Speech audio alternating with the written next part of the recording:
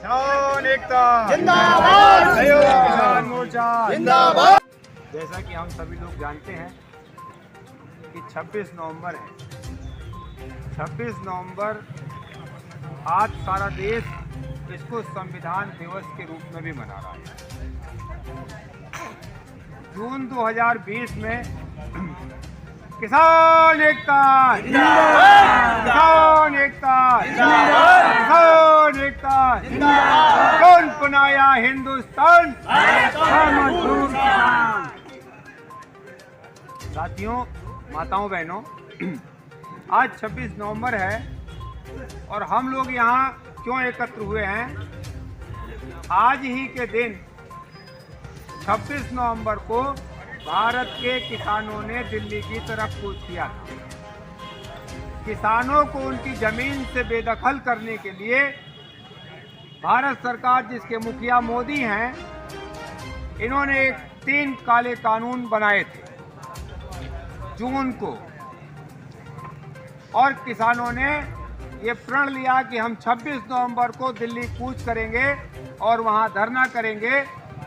ये काले कानून किसानों के लिए बहुत घातक हैं, सरकार को इनको वापस लेना होगा। तो काले कानून वापस लो के नारे के साथ देश के चारों तरफ से किसान जब दिल्ली की तरफ चले तो इस क्रूर और नृशंस हत्यारी सरकार ने पहले किसानों के रास्ते में कांटे बिछा दिए, बैरिकेड लगा दिए, ठंडी में ठंड पानी की बौछार की, आंसू गैस के गोले छोड़े।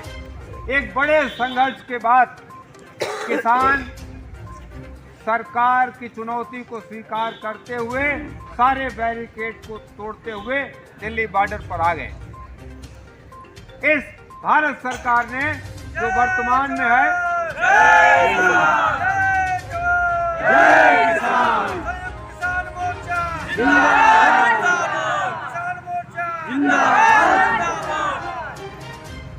इस नृशंस और हत्यारी सरकार ने किसानों को दिल्ली में घुसने नहीं दिया।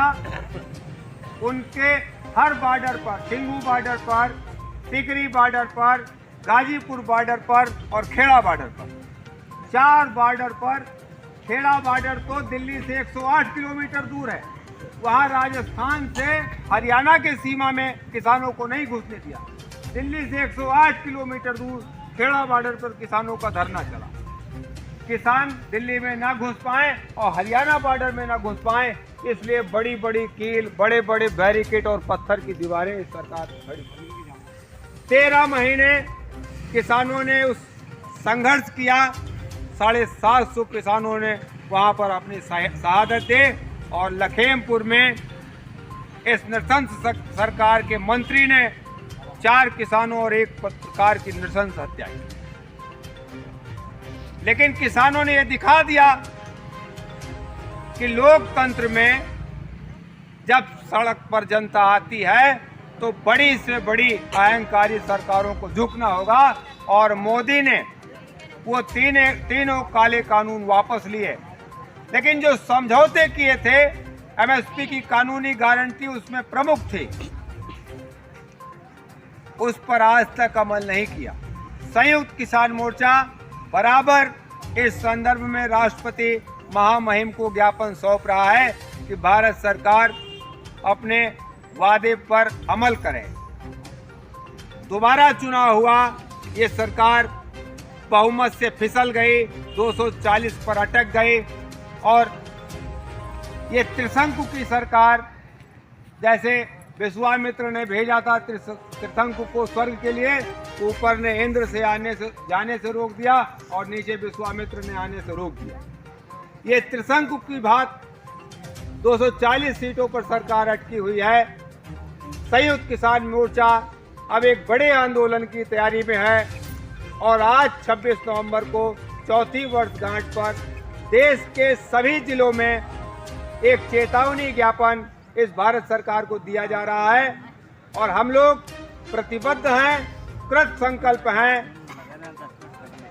कि किसान के साथ पिछले कई सालों में 4 दशकों में जो अन्याय हुआ है, जब देश में 35 करोड़ की जनसंख्या थी, उस समय देश अकाल से जूझ रहा था, लोगों के पास खाने को नहीं था। आज देश में 140 करोड़ की जनसंख्या हो गई और भारत के अंदर किसानों के परिश्रम से आज सरप्लस अनाज है, गोदाम अनाजों के भरे पड़े हैं। लेकिन किसान की जो हालत है, इन पिछले 20 सालों में कई लाख किसान आत्महत्या कर चुके हैं। तो जब से जो सबसे प्रमुख मांग है इस देश की और किसान की कि एक बार सारे किसानों को कर्जे से मुक्त किया जाए, और जो भारत सरकार के किसान आयोग ने अपनी संस्तुति की है कि किसान की स्थिति तभी सुधरेगी जब तक उसको उसकी फसल का पूरा दाम नहीं मिलेगा। तो कर्जा मुक्ति देवड़ा दाम के संकल्प के साथ और इस सरकार के जो तमाम अत्याचार हैं उनके विरुद्ध संयुक्त किसान मोर्चा एकजुट है और अमेठी भी इसमें लगातार साथ रहा। जय जवान, जय जवान, जय जवान।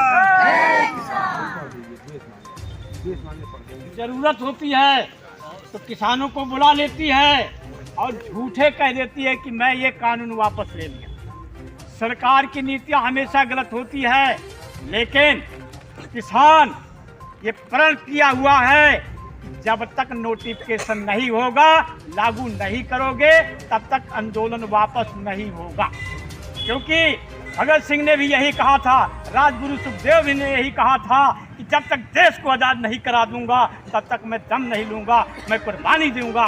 उन्होंने देश की खातिर कुर्बानी दे दिया है। आज हमारे साथ 750 किसान जो शहीद हुए हैं, उन्होंने ये सिखाया था कि साथियों मैं शहीद हो जाऊंगा लेकिन आगे बढ़ते रहिएगा। इतना कहता हुए आप सबका बहुत बहुत धन्यवाद। जय जवान, जय किसान, जिंदाबाद, जिंदाबाद।